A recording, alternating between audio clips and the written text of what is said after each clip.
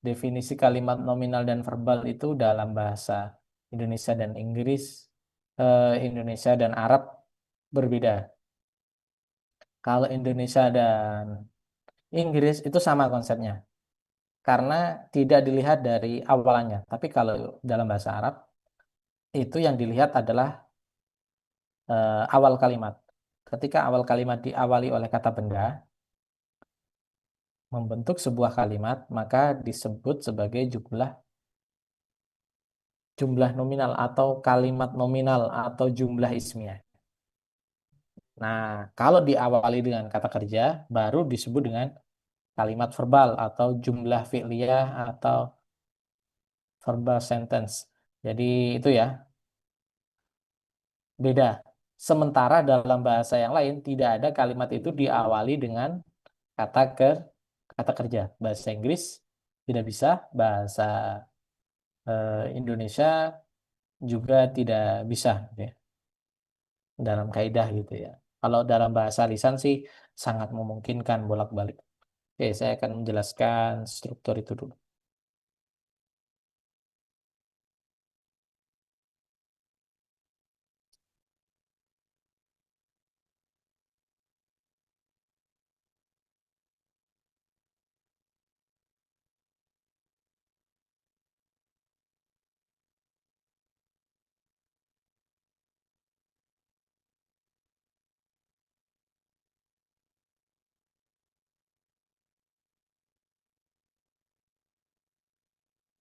Ya, saya tutup layarnya nanti karena layar saya akan kebalik kalau saya buka.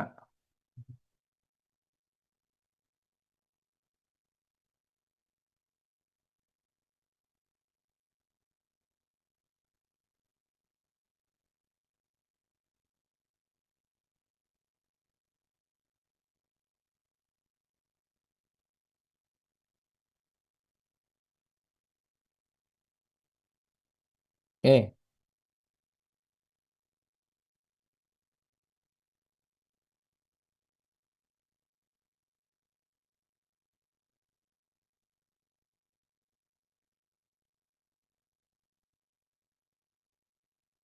ini kita belajar konsep awalnya dulu ya. Ini kita sudah masuk bab yang namanya kalimat ya.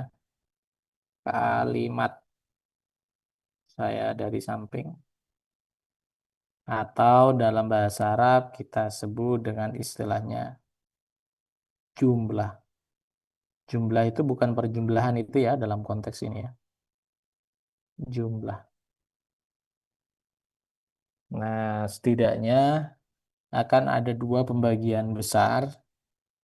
Yang pertama, kita tandai seperti ini saja. Yang pertama kita sebut dengan jumlah fi'liyah.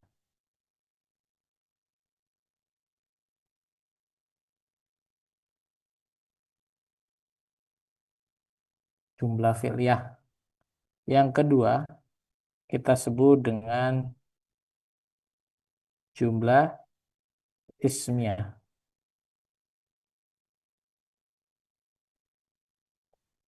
Ini diawali fi'il, diawali oleh isim.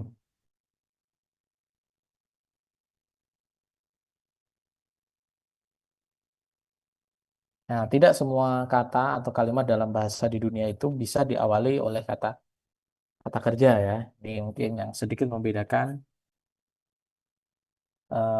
dengan bahasa Inggris dan bahasa bahasa Indonesia. Contoh dalam bahasa contoh dalam bahasa kita kasih contoh yang nomor satu ya. Contoh yang nomor satu, dia menulis atau dia duduk ke, mungkin kita sebut saja namanya Muhab gitu ya, yang sering kita muncul. Muhab menulis makalah. Muhab, Muhab menulis makalah. Maka bahasa Arabnya adalah muhab, bukan muhab menulis. Bahasa Arabnya bagaimana? Yaktubu, Yaktubu muhabun al-maqalah. ah, yaktubu, muhabun, maqalatan misalnya Isa atau al-maqalata. Yaktubu, muhabun. Oke, oke, yang kedua,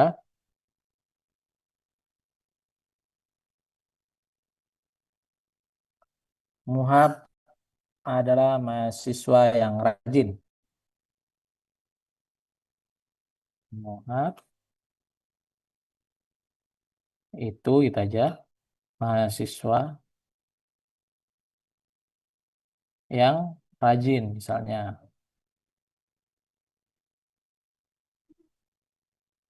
Muhab, muhabun, polibun, mahirun gitu ya. Mahirun. Muhab adalah mahasiswa yang rajin. Oke, sekarang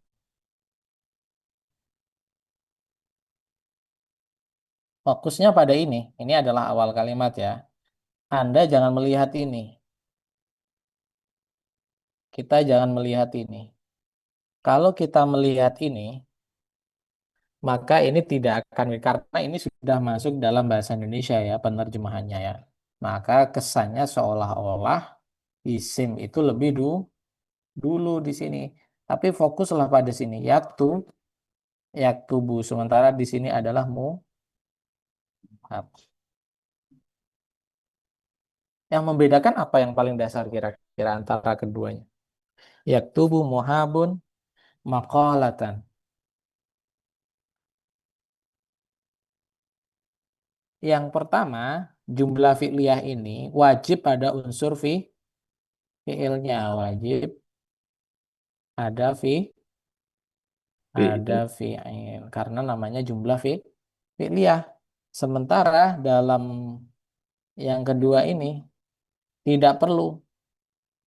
Tidak perlu. Atau tidak wajib lah. Boleh ada boleh. Tapi tidak perlu atau tidak wajib. Nah, ini yang membedakan konsepnya. Yaktubu muhabun makolatan. Pak, misalnya kita balik boleh nggak, Pak? Seperti apa baliknya? Misalnya ya kita buat contoh muhab, muhabun, yaktubu misalnya makolatan. Apakah berubah jenis jumlahnya kira-kira?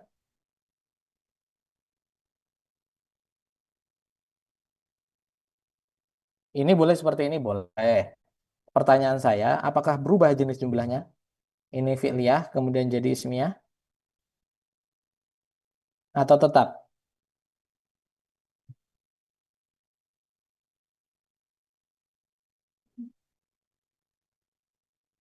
Ya, kira-kira bagaimana? Berubah bukan, Halo? Mbak? Hah? Berubah bukan, Mbak? Karena diawali isim itu, Pak. Oke, yang lain bagaimana?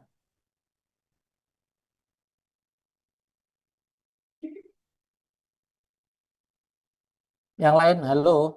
Yang lain Abdul Aziz sudah menjawab. Yang lain bagaimana? Sepakat atau melawan atau berbeda?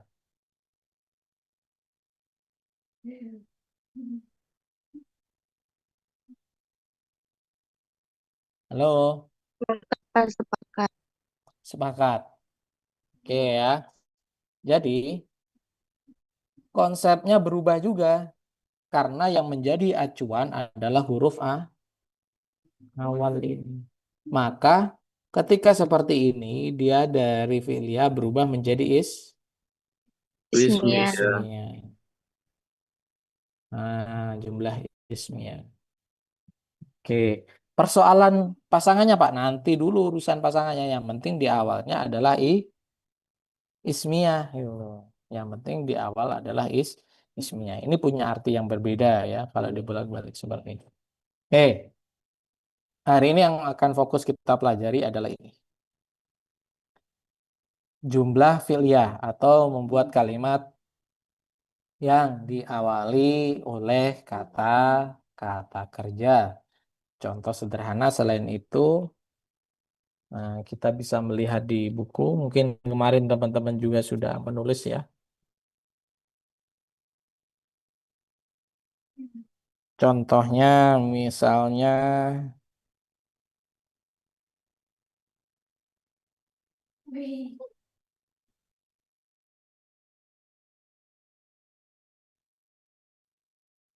di sini sudah banyak yang variasi ya. Wasola Ismail. Ismail telah sampai. Wasola, wasola Ismail, Ismail ilal makha. Kita singkat aja. Wasola Ismail. Nah, ini core utamanya di sini nih. Jumlah utamanya ya. Wasola Ismailu. Di sini, ini ismiyah. Nah, dalam jumlah ini ada dua komponen wajib namanya yang tidak bisa dipisah. Nah, Anda harus tahu komponen wajibnya itu apa saja. Yang pertama disebut sebagai fiil. Yang kedua disebut apa? Fa'il. Fa'il. Fa'il. Ini bahasa lain daripada fa'il disebut sebagai apa? Subjek. Fiil disebut sebagai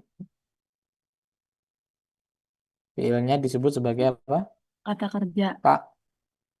Ya, predikat. Fiil ya tahu kata kerja ya. Subjek dan predikat gandengan. Kan dua hal ini yang harusnya ada dalam struktur bahasa secara umum ya. Subjek, predikat. Nah, dalam susunan ini itu diimplementasikan dalam subjek itu adalah fa'il, fa'il, predikat itu adalah fiilnya. Oh, sama Pak, iya sama. Nanti yang jumlah ismiyah kita bahasnya mungkin minggu depan. Oke, kira-kira itu. Sekarang kita akan teruskan pada slide. Oke, jumlah. Nah, yang pertama ada fi'il, ada fa'il. Ini subjek, S, ini predikat. Jadi dua komponen itu nggak bisa dipisah ini ya, harus bergandengan tangan. Kalau dalam bahasa Inggris, subject and verb gitu ya. Subject and verb itu ada yang namanya subject verb agreement. Yang Anda pasti tahu lah ya. Subject verb agreement itu bagaimana subjek atau verb itu, nah namanya verb harus menyesuaikan dengan subjek. Nah, namanya subjek yang pertama. Oke. Contohnya tadi sudah sebagian, saya akan tuliskan lagi untuk belajar mengidentifikasi. Contoh satu, wasala